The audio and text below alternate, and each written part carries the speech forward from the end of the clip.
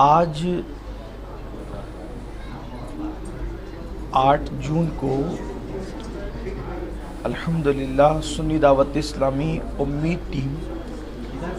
جس کا مقصد یہ ہے کہ ایجوکیشن کی فیلڈ میں یہ نوجوان کام کرتے ہیں، ان کی طرف سے، ان کی جانب سے امید کوچنگ کلاسز کا آغاز کیا گیا یہاں مرکز سنی دعوت اسلامی جامع مسجد یا رسول اللہ کے بالکل قریب میں۔ اس کا مقصد یہ ہے کہ چونکہ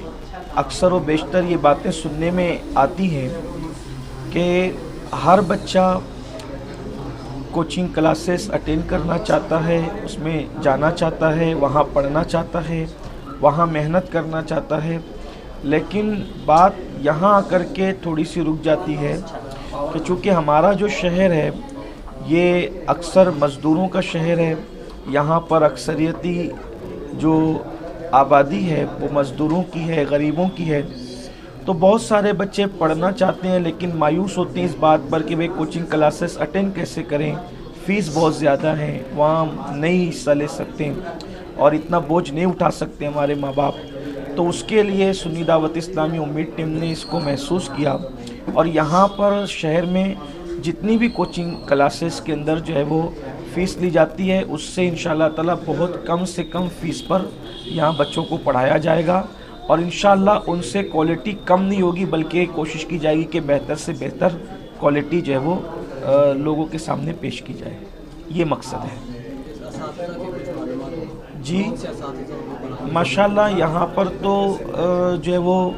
ہیرا انگلش میڈیم اسکول کے جو اساتذہ ہیں بہت تجربہ کار اساتذہ ہیں ماشاءاللہ، تو کچھ لوگ اس میں سے ہیں اور اسی طریقے سے کچھ دوسری اسکولس سے بھی جو ہے وہ ہم نے کچھ اساتذہ کو جو ہے وہ یہاں پر اپوائنٹ کیا ہے۔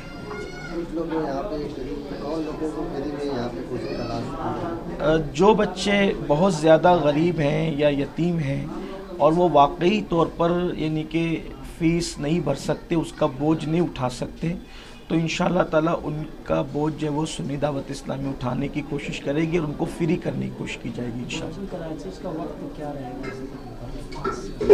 کوچنگ کلاسز کا وقت شام 5 بجے سے رہے گا انشاءاللہ تبارک و تعالی۔ امید کریں کہ آنے والے وقت میں جو ہے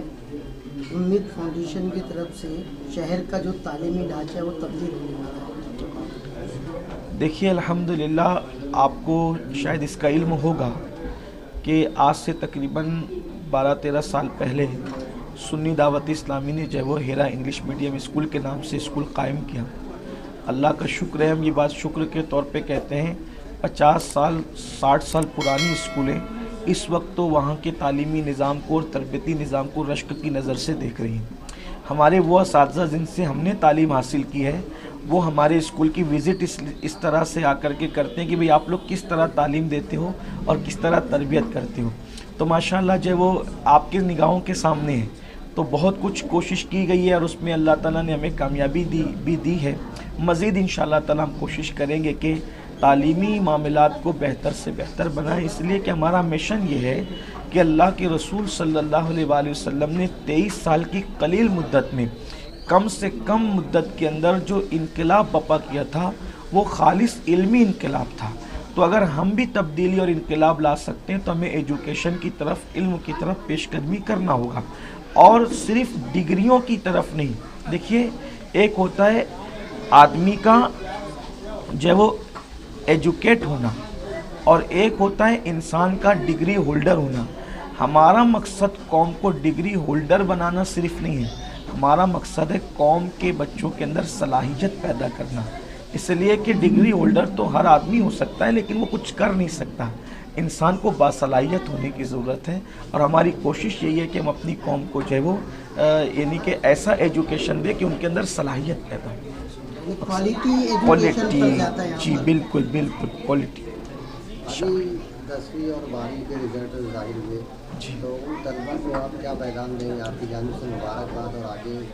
کلاس نہ چھوڑے، تعلیم اپنی جاری رکھیں۔ جی بالکل، جو 10ویں اور 12ویں کے رزلٹ آئے ماشاءاللہ بڑے امید افزا ہیں، بچیوں نے خاص طور پر بڑی جب وہ ہمیشہ کی طرح اعلیٰ کامیابی حاصل کی ہے، मैं सुन्नी दावत इस्लामी की जानिब से, अपनी जानिब से, सुन्नी दावत इस्लामी उम्मीद टीम की जानिब से तमाम 10वीं और 12वीं के तलबा तालिबात और उनके पेरेंट्स को मुबारकबाद पेश करता हूँ। और मैं उन सब से गुजारिश करता हूँ कि वो लोग अपना तालीमी सिलसिला जारी रखें। उसकी वजह ये है कि एक बच्चा अगर ये सोचे या उसके पेरेंट्स से सोचे कि यार मैं तो अपने बच्चे को मैंने कारोबारी बनाना है तो मुझे पढ़ा कर क्या मिले, मैंने अपने बच्चे को तो फिर साइजिंग सौंपनी है तो पढ़ा के क्या मिलेगा, मैंने अपने बच्चे को कारखाना सौंपना है तो पढ़ा के क्या मिलेगा। तो उनको याद रखना चाहिए एक पढ़े लिखे का कारोबार करने का अंदाज़ और एक अनपढ़ के कारोबार करने के अंदाज़ में ज़मीन आसमान का फ़र्क है। एक पढ़े लिखे के गुफ्तगू करने के अंदाज़ में और एक अनपढ़ के गुफ्तगू करने के अंदाज़ में ज़मीन आसमान का फ़र्क है। उठना बैठना खाना पीना पढ़े लिखों का अलग होता है, अनपढ़ों का अलग होता है। इसलिए मेरी गुजारिश है कि अगर आगे चलकर कुछ ना भी करना है